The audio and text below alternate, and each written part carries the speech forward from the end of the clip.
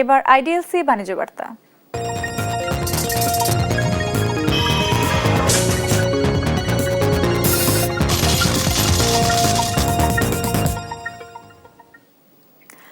ভোক্তা পর্যায়ে বেসরকারি এলপিজির দাম কমালেও এখনো রাঙামাটি বাজারে মিলছে না নতুন দামে। এ নিয়ে আরো জানাতে সরাসরি যুক্ত হচ্ছেন সহকর্মী মেহেদি হাসান। মেহেদি, বাড়তি দাম রাখা নিয়ে কি বলছেন ক্রেতা বিক্রেতারা, জানাবেন। ভোক্তা পর্যায়ে সরকারের পক্ষ থেকে এলপিজি গ্যাস সিলিন্ডার যে গ্যাসের দাম কমালেও কিন্তু সেটি রাঙামাটিতে এখনো সেটি কার্যকর হয়নি। আমরা যদি আপনাকে একটু দেখানোর চেষ্টা করি, আমার পিছনে আসলে এখন যে দোকানগুলো দেখতে পাচ্ছেন সেটি রাঙামাটির। আমি সবকটি আসলে বাজার ঘুরে দেখেছি, সেখানে সরকারের পক্ষ থেকে 1885 টাকা বোতল, যে 12 কেজি বোতলের দাম সরকার নতুন নির্ধারণ করেছে 1528 টাকা। সেটি আসলে সেই দামে তারা বিক্রি করছে না।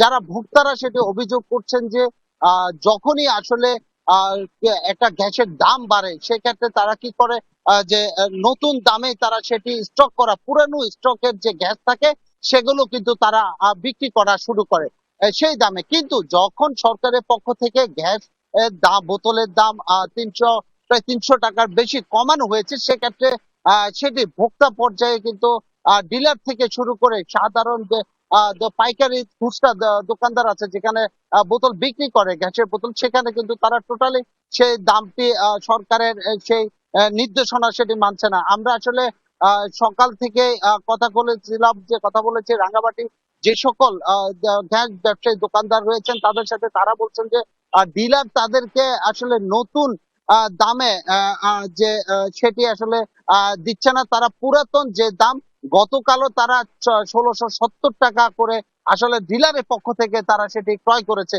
সেই কারণে ভোক্তা পর্যায়ে তারা এখনো পর্যন্ত কমাতে পারছে না। আর অন্যদিকে আপনাকে যদি বলি, আমরা রাঙ্গামাটিতে যে সকল ডিলার রয়েছে তাদের সাথে কথা বলার চেষ্টা করেছি। তারা আমাদেরকে যেটি বলেছেন যে সরকারের পক্ষ থেকে আসলে দাম কমিয়েছে সঠিক, কিন্তু এখনো পর্যন্ত সে মূল যে ডিলার রয়েছে যেখান থেকে তারা ডিপো থেকে মাল ক্রয় করে, তারা আসলে নতুন দামে এখনো পর্যন্ত সে মাল পাঠায়নি, সে গ্যাসগুলো পাঠায়নি। যে কারণে আসলে তারা পুরাতন দামে আসলে বিক্রি করছেন। তারা বলছেন যে আসলে সেটি রবি সোমবার নাগাদ আসলে ঢাকা থেকে তাদের ডিপো থেকে নতুন যে দাম সেটি আসলে নির্ধারণ করে তাদেরকে নতুন মাল পাঠাবে। আমরা আসলে কথা বলার চেষ্টা করেছিলাম রাঙ্গামাটি যে জেলা প্রশাসনের পক্ষ থেকে, যেখানে মোবাইল কোর্ট পরিচালক তাদের সাথে। তারা আসলে এখনো পর্যন্ত সেই ধরনের কোনো কিছু জানাননি যে কেন তারা অভিযান পরিচালনা করছে না। আপনাকে যদি আরেকটা বিষয় বলি, যে রাঙ্গামাটির আসলে যে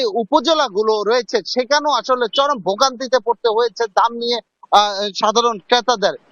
এই ছিল আসলে রাঙ্গামাটি থেকে আমার কাছে গ্যাস সিলিন্ডার গ্যাসের সর্বশেষ তথ্য।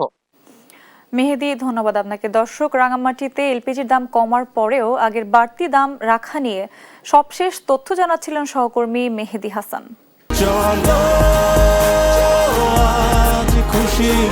40 বছর ধরে অসংখ্য খুশির মিছিলে ছিল আইডিএলসি, থাকবে আগামীতেও।